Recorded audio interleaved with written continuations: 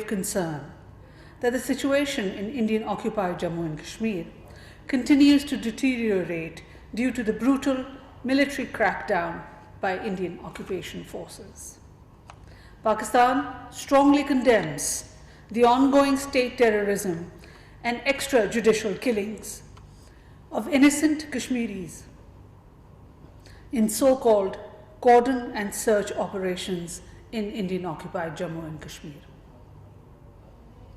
Despite the surge in COVID-19 cases in Indian-occupied Jammu and Kashmir, the occupation forces continue their relentless campaign of oppression and brutalization of the Kashmiri people.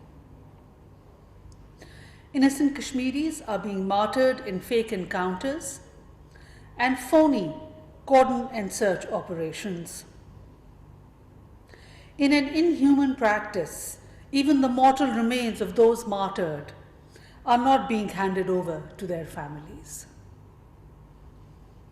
Thousands of Kashmiri men, women, and children are taking to the streets to protest against Indian brutalities and to let the world community know that they reject Indian illegal occupation. Since yesterday, the Indian occupation forces have again completely shut down the internet in the Indian-occupied Jammu and Kashmir after the life of another local Kashmiri resistance fighter was taken in a so-called encounter. There are reports of Indian security forces firing pellet guns and live bullets on peaceful protesters, killing at least one innocent Kashmiri and wounding scores of others. These Indian actions are highly condemnable. India must realize that it cannot break the will of the Kashmiri people and suppress their indigenous resistance movement through the use of force. The intensified resistance in the Indian-occupied Jammu and Kashmir is a direct consequence of Indian campaign of oppression and brutalization of the Kashmiris. We also categorically reject, once again, the baseless Indian allegations of infiltration, which are designed to divert attention from India's grave human rights violations in the occupied Jammu and Kashmir, and to create a pretext for a false flag operation.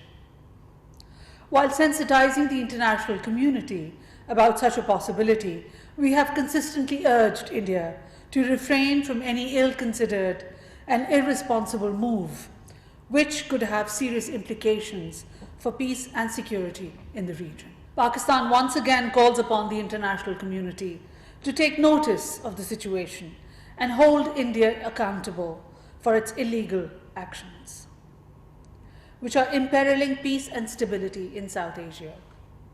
We also urge the world community to work for ensuring the peaceful resolution of the Jammu and Kashmir dispute in accordance with the UN Security Council resolutions and the wishes of the Kashmiri people. Separately, as you are aware, President of Pakistan, Dr. Arif Alvi, represented Pakistan at the special online summit of heads of state and government of the non-aligned movement convened by its chair, Azerbaijan, on the theme United Against COVID-19.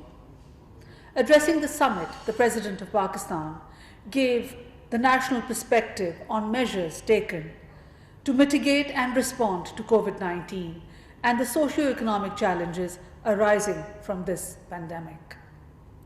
Pakistan's national response includes targeted approach of containment, strengthening health system, and financial support to individuals and small businesses who are vulnerable. President stressing that the crisis should be converted into opportunity, President Alvi underscored the importance of a holistic response to COVID-19 with broader development dimensions taken along with addressing the health system challenges.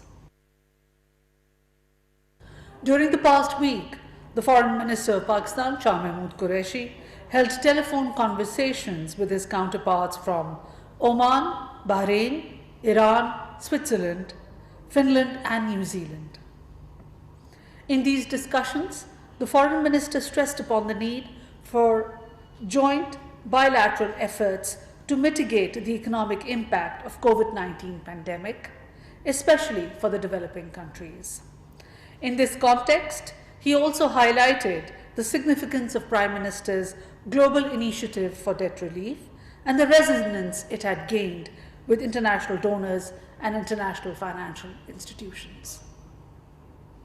In the wake of COVID-19 outbreak and as part of our collective national effort, the Ministry of Foreign Affairs and our missions abroad continue to provide our overseas communities with relief and assistance wherever required. Repatriation of our nationals also continues as per the comprehensive and phased plan developed in coordination with all stakeholders.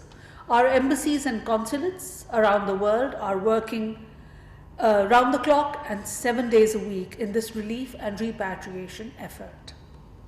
As part of the fourth phase of repatriation plan between the 1st to the 5th of May 2020, through 6 special PIA flights, 1,122 Pakistani nationals were brought back from Dubai, 252 from Qatar, 111 from Bahrain, 252 from Sudan, which also included 214 Tablighi Jamaat members, 221 from Kenya, 273 from the UK, 40 from Sri Lanka, 132 from the Republic of Korea, and 56 Pakistani nationals from 5 European countries, including the Netherlands, Belgium, Germany, Hungary, and Switzerland.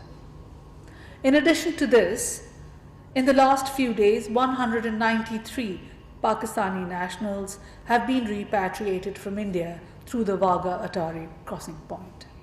We thank all these governments and their authorities for their cooperation in facilitating a smooth repatriation of our nationals.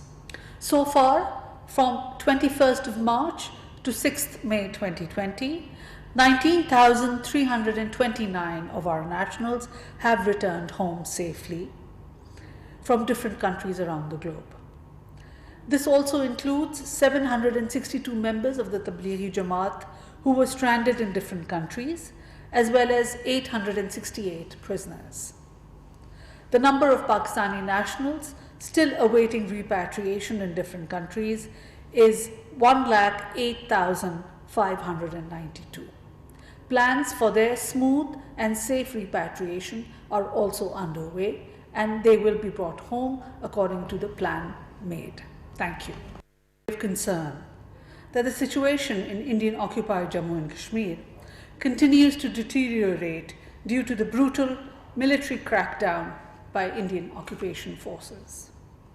Pakistan strongly condemns the ongoing state terrorism and extrajudicial killings of innocent Kashmiris in so-called cordon and search operations in Indian-occupied Jammu and Kashmir.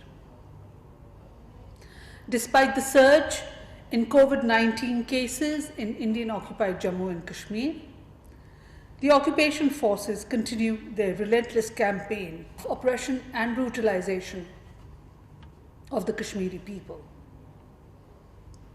Innocent Kashmiris are being martyred in fake encounters and phony cordon and search operations. In an inhuman practice, even the mortal remains of those martyred are not being handed over to their families.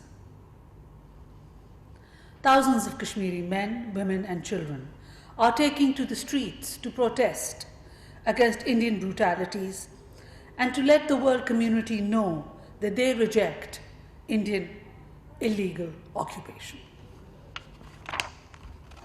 Since yesterday, the Indian occupation forces have again completely shut down the internet in the Indian-occupied Jammu and Kashmir after the life of another local Kashmiri resistance fighter was taken in a so-called encounter.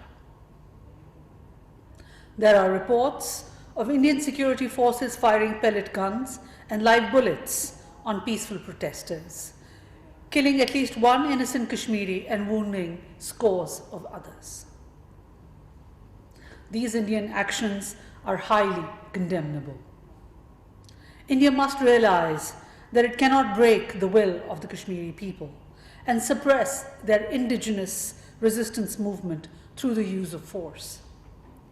The intensified resistance in the Indian-occupied Jammu and Kashmir is a direct consequence of Indian campaign of oppression and brutalization